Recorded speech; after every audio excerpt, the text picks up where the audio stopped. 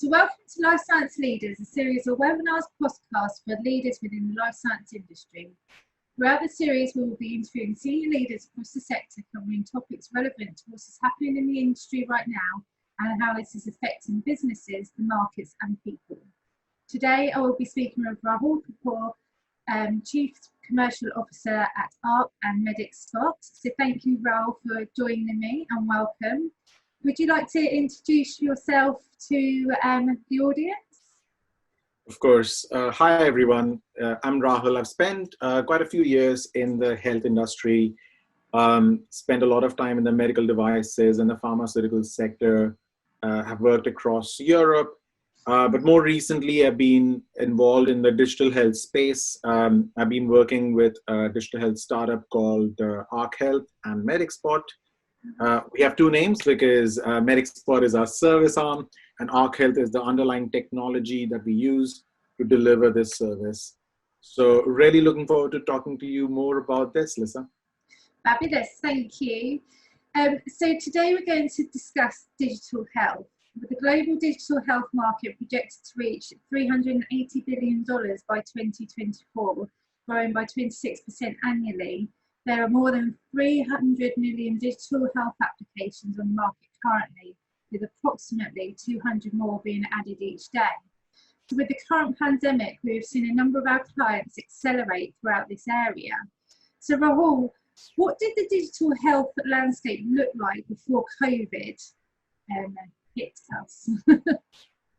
Yeah, so that's a very interesting question because the world looks so different right now, doesn't it? It does, indeed. So before COVID, let me talk about the three things. Before COVID, there was, let's talk about the market opportunity. There were a lot of technologies out there. Or what was the market opportunity really? I can touch upon the products. What exactly was this digital health landscape? And I think the one slightly ignored aspect is the regulatory, because healthcare is a very regulated market, and entry into this market, getting funding, is related to how you can prove the validity and the effectiveness of your product. So when you think about the market opportunity pre-COVID, I'd say the market opportunity was probably equally big as now, which is I think quite ironic, given the lack of adoption of a lot of digital health technologies. When you think about some of the key challenges NHS was facing, we had massive waiting lists for patients looking to see a GP. Every single day, about 150,000 people across the UK can't access a GP or could not access a GP pre-COVID. Yeah. In terms of secondary care, there were issues in terms of patient follow-up, where there were a significant number of DNAs or patients who did not attend a consultation or an assessment, delaying the effectiveness of procedures and potentially leading to patients coming back into hospital, which is a huge cost in terms of rehospitalization. There were many other factors as well, but I think what I'm trying to say is that there was a significant opportunity in the marketplace to be disrupted, which makes sense because that represents why billions of dollars were invested in this industry to develop some of these products. As an example, just pure video consultation platforms. I think pre-COVID, about more than £1 billion were invested in various companies, including Babylon and so on. But I think the fundamental challenge with a lot of products was the fact that there was lack of adoption.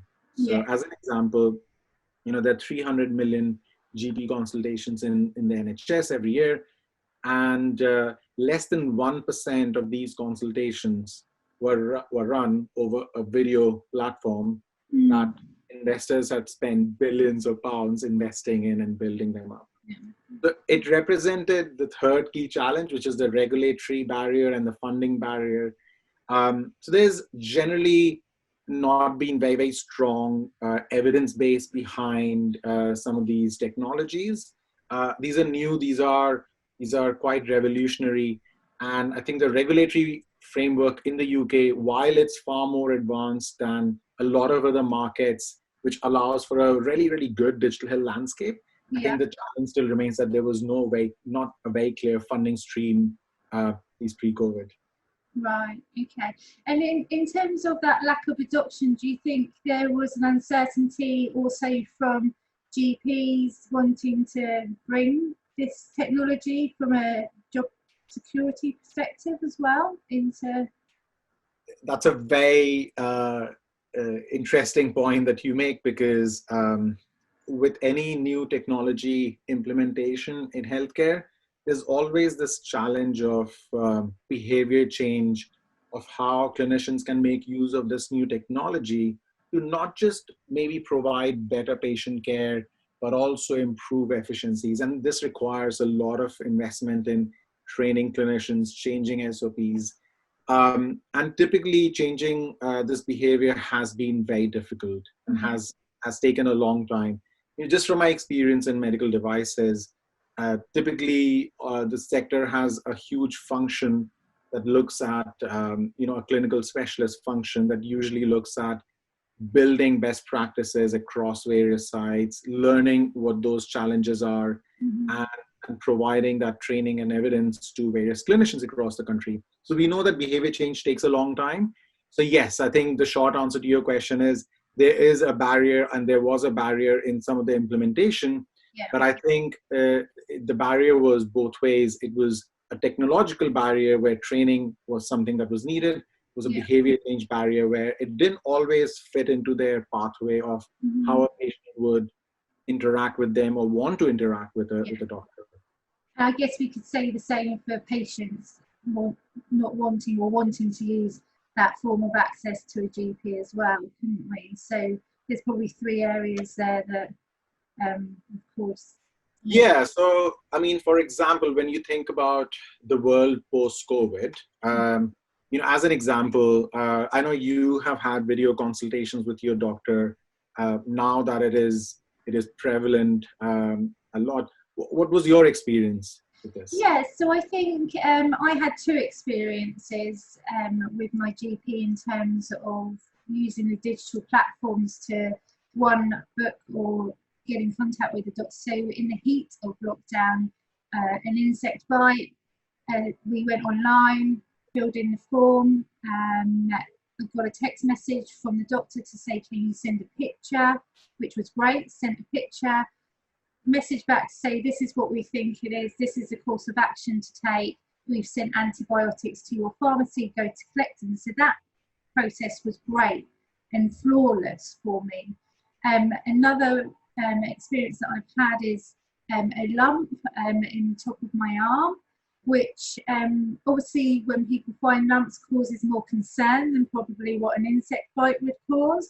But again, that one, for me, you need to be able to see a GP to go and feel it, to really give it the right evaluation on the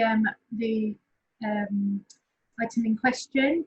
But it was a case of, okay, well, let's see how it goes. It didn't fill me with confidence, and now I'm having to go back and redo the form, re-speak to the doctor. So I still haven't been able to get into the GP service, which has caused more issues and more concern. So there's two very different sides. I guess it depends on the severity of the issue that you have and your mindset, maybe. Yeah, and that's a very interesting point, and thanks for sharing that, because I think it's a great segue into the world post-COVID. So the one thing that has changed is a much more ubiquitous access of digital health technologies. Versus that world where less than 1% of all consultations were run with a video platform. Yeah. Now, more than 99% of all GP surgeries across England and across the UK, I would sort of guess, have access to a video consultation technology. I know that Wales made a decision to nationally launch a video consultation tool across the whole of Wales. So there were massive changes in the access and the regulatory barrier that was there pre-COVID. So there's been much more implementation. But what hasn't changed is the underlying barriers to adoption. Just as you explained, as patients, sometimes we don't always feel comfortable with new technology as they come in because they haven't always been validated. Everyone isn't as comfortable in using these technologies to suddenly change what is a very, very personal matter, right? A healthcare conversation is very personal. And I think this goes not just for some of these technologies just to provide better interaction, but goes much more into things like apps being used for therapies. So post-COVID, for instance, while what has really changed is the rapid sort of adoption on the use in the NHS and across the world. And this has been driven by an extremely strong need to keep the vulnerable patients outside the hospital.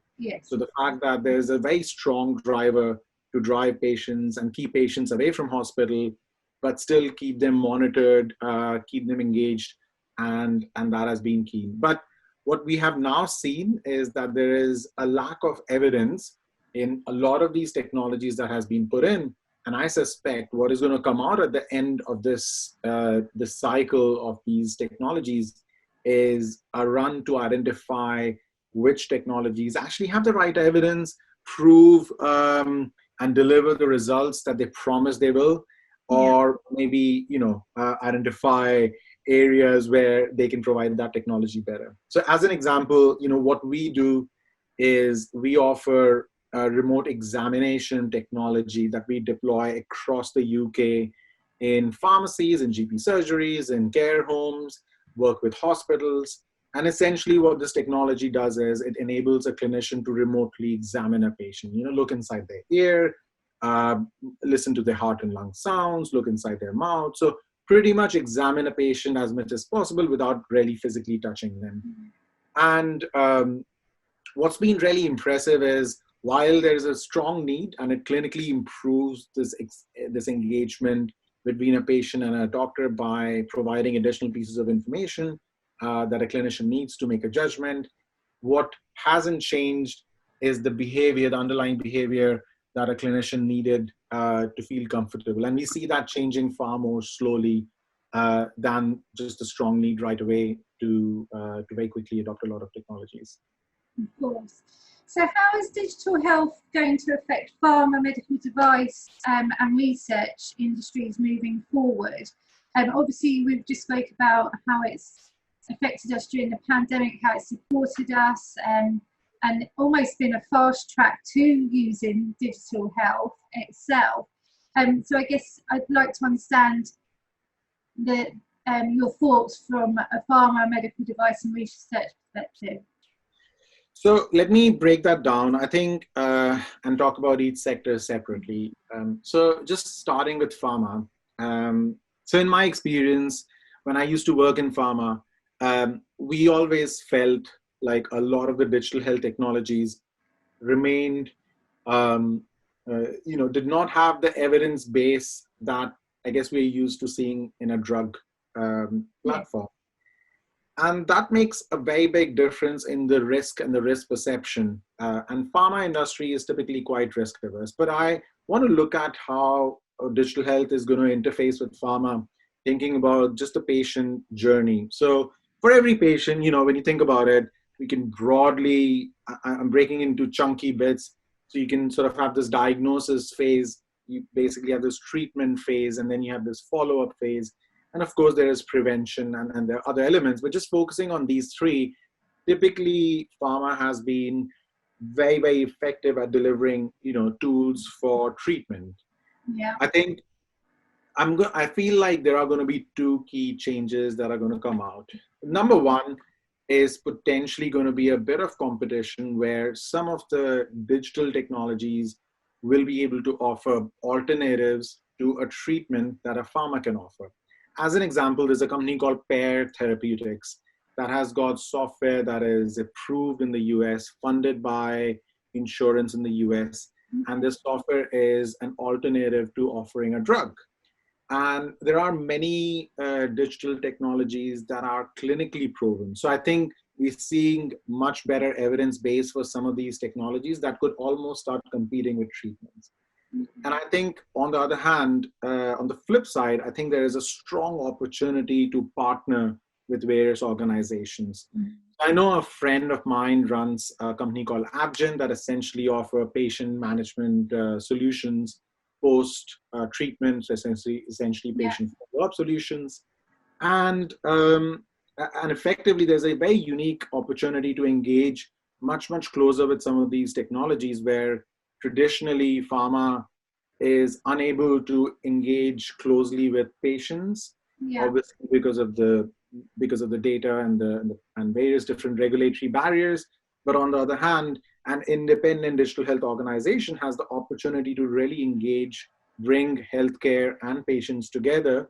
So together as a pharma and a digital health company, they can offer much better overall value, treatment effectiveness, and offer a much better patient journey, as well as start collecting data, which could ultimately lead to things like payment by results. So there are many unique opportunities to partner, but I think the time to do that is now. Of course. And do you think there's a particular pharma organisation that's doing it pretty well at the moment, or has adopted it quite well? I would be, it'd be tough for me to identify someone who has actually taken a lot of steps. I would say though that there are companies out there. For example, Bayer has a reasonably well-known program where they bring together and identify some of these technologies through an accelerator program. Yeah. So I think there are some organizations that have done it in certain ways. I know that my organization where I used to work with in Johnson & Johnson, we created an in-house technology innovation team that tried to create some of these solutions. And I think the reality is, in my personal opinion, there is an element of partnership required because digital health requires a different sort of skill set, different expertise, and agility to be able to evolve and very quickly offer solutions that are easy to use but clinically validated. Yeah. So I think finding the right partner could be a faster way of engaging with digital health as part of your solution rather than trying to create it on your own. So I think that's the way I see it. And we're seeing a lot of collaborations, aren't we, at the moment in the current pandemic, and collaborations are strong in terms of getting to where we need to be. Exactly. And I see a lot of those collaborations happening in the US far more. And I think we have a great opportunity in the UK to take a lead because the digital health sector in the UK is equally forward looking as in the US. But I think we could probably partner better. Yeah, indeed. And so what about the medical device sector? So I think medical devices is a space where I'm really excited with, because just traditionally medical devices have always had an element of technology in every tool that they provide. But I think one of the most interesting things in medical devices is that they're far closer to anything in digital health than any other healthcare group. So specifically, medical devices such as companies like Philips offer technology solutions in surgeries where they already collect data, prepare insights based on that, and allow clinicians to perform their procedures much better. So in a manner of speaking, some of the spaces that medical device organizations occupy are probably going to be disrupted far quicker. But I think medical device as an organization may be ready to deal with that much faster. I think for medical devices, I see this as a twofold challenge. So the first side is, do they themselves have this capability? I know that a lot of medical device companies, companies like I think GE, like Philips, are investing in data scientists, AI, and solutions to better use the data that they capture. I know that a lot of other companies in medical devices are still focused far more on the typical treatment intervention, and that's it. And I think, again, there is an opportunity to do both.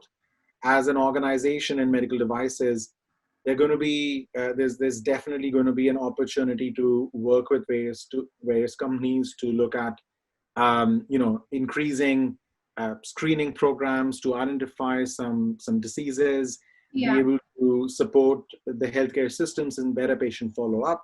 So for example, we are beginning to work with Medtronic, Yeah. where using our pharmacy network across the country and a digital platform, we can very quickly screen for cardiac at-risk patients and identify those who might need to be intervened.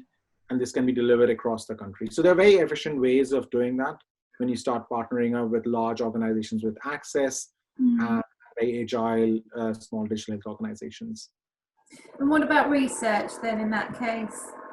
So research is probably the one sector that has been disrupted the most already pre-COVID. Okay. That's precisely because identifying appropriate set of patients, which is one of the key elements as part of research, has been a focus for many of the, has been a focus for, a number of digital health organizations.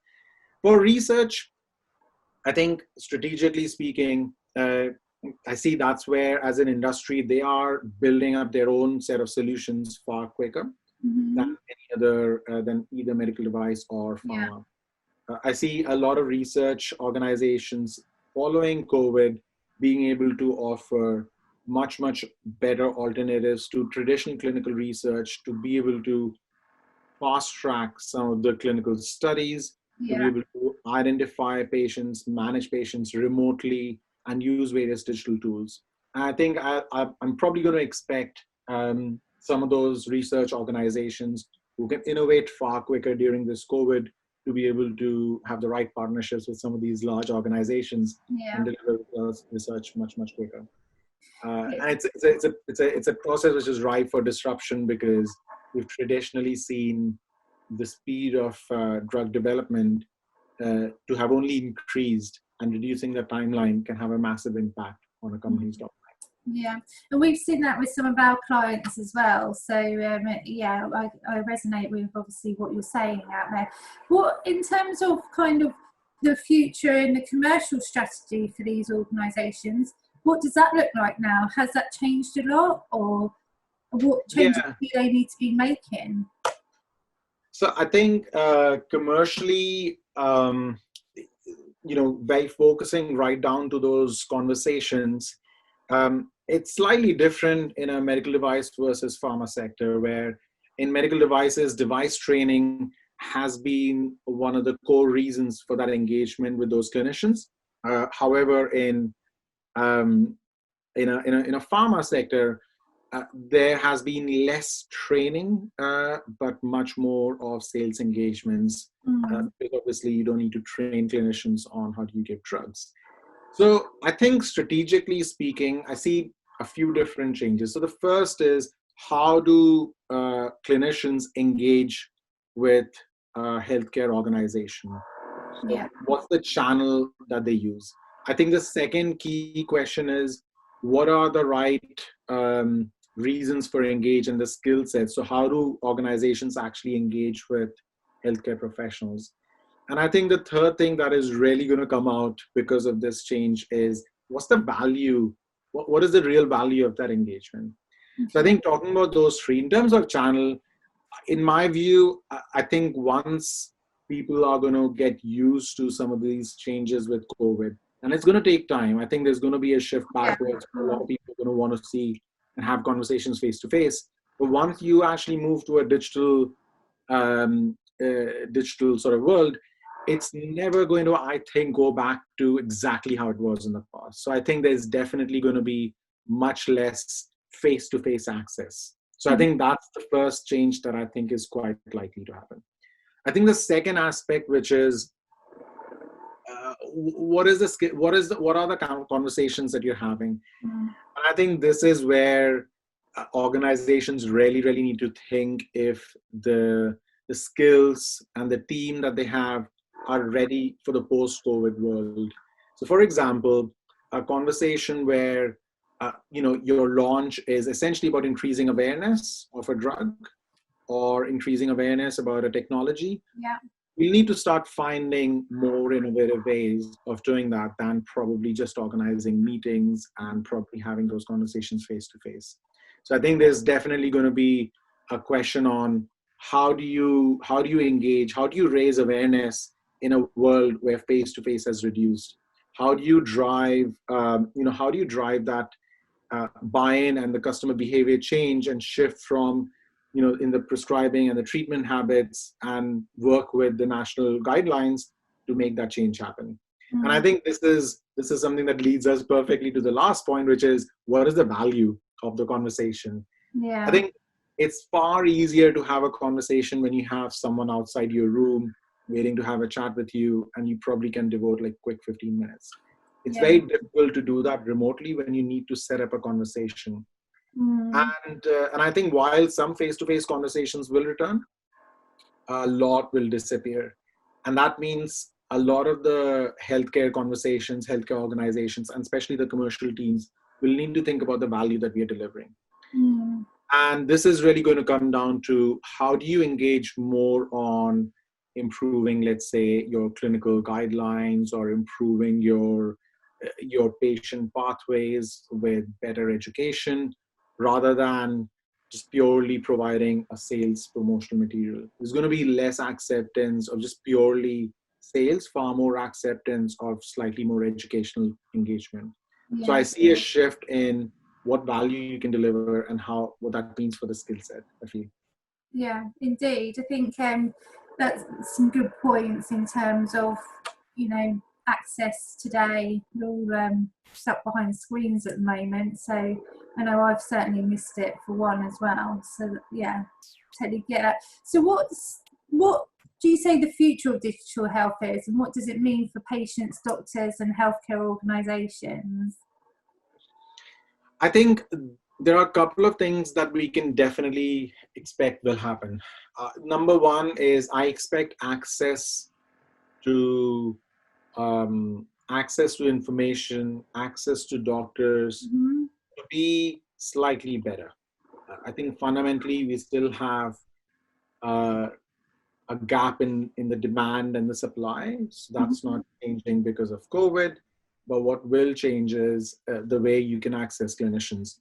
So access is probably going to be a bigger piece. I think the second is a massive change that's going to come because of digital health, is a change in transparency in healthcare.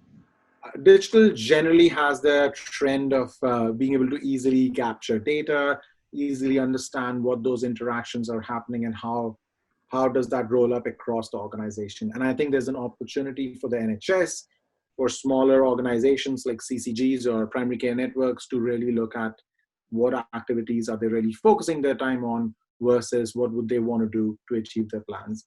And I think the third massive change is going to be a lot about how patients maybe actually consulted with, examined, and treated with. So for example, I was speaking to a cardiologist, and he was talking to me about how there's a patient who turned up at echo for an echo, and the patient had not had a face-to-face consultation with any clinic. So just over the phone with a GP and a cardiologist, the patient ended up going through the flow and turned up in a hospital. And I think it's going to be interesting to see how clinicians, healthcare professionals, as well as the healthcare organizations react to this change, where the amount of information and the way the information is communicated is going to be very, very different. Okay, fabulous. I think that's all the questions that I've got for today. Is there anything else that you'd like to add to our conversation at all? Or? I think just on a very strategic level, I think in the world, among healthcare is one of the most invested in technologies. And I think the one bit that I'd probably like to add is we've probably just seen the tip of the iceberg with the COVID, where we've seen many technologies which existed before COVID but are now adopted. Yes, of course. I expect that the rate of development is something which we can all hope to see accelerated with COVID. So I think the one message that I probably will tell is the world of healthcare, the way we know, is significantly likely to change. And as a sector, I think it is one of the least digitized sector among various different sectors. And I think that is, we have an opportunity in our hands to make that change happen, provide better care for patients, and also improve efficiency, which is a very difficult balance to meet. I totally agree. I think I'm excited, especially from the seat that I sit in, to see how digital health is going to evolve and how it's going to change the platform, not only for doctors, patients and pharmaceutical companies, medical device companies and research companies, but also from a talent perspective. Because now what do we look at when we're bringing in individual talent into an organisation that is now focused in this area? Do we need new skill sets? Do we need individuals that have a certain key capabilities and requirements? So I think there's going to be dedicated teams as well in some of these organisations that will be solely focused on this. And I know we had something similar at Johnson & Johnson in the Anson team, but these teams will become bigger, just as medical communications teams have over the time. So so I'm excited to see how it evolves from a talent perspective as well, which is good. I don't know if you've got any thoughts on kind of what that talent would look like coming into an organisation. I think the one thing I'm going to say is everyone needs to be comfortable with working from home now. I know we are all probably sick of staying at home and socially distancing, but I think that's going to be one of the key changes that people need to be comfortable with. But I think the only other skill I'm going to mention and highlight is, besides the core skills required to do your job, there is definitely a need to be more outward looking. I think talent in various organizations, I think there's going to be an expectation that you understand the change in the environment, how that's going to impact that specific role, and be able to manage and deal with those changes as we go along.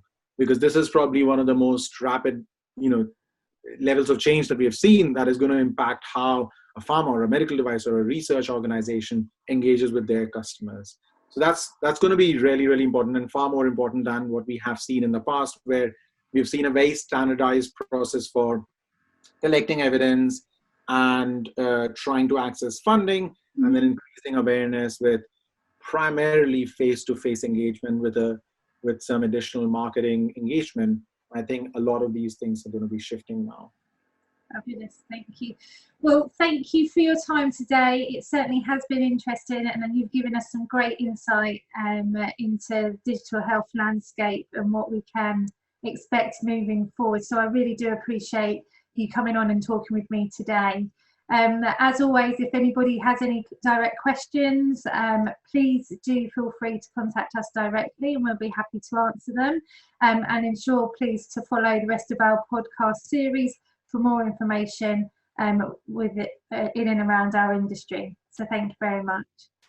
Thank you for having me.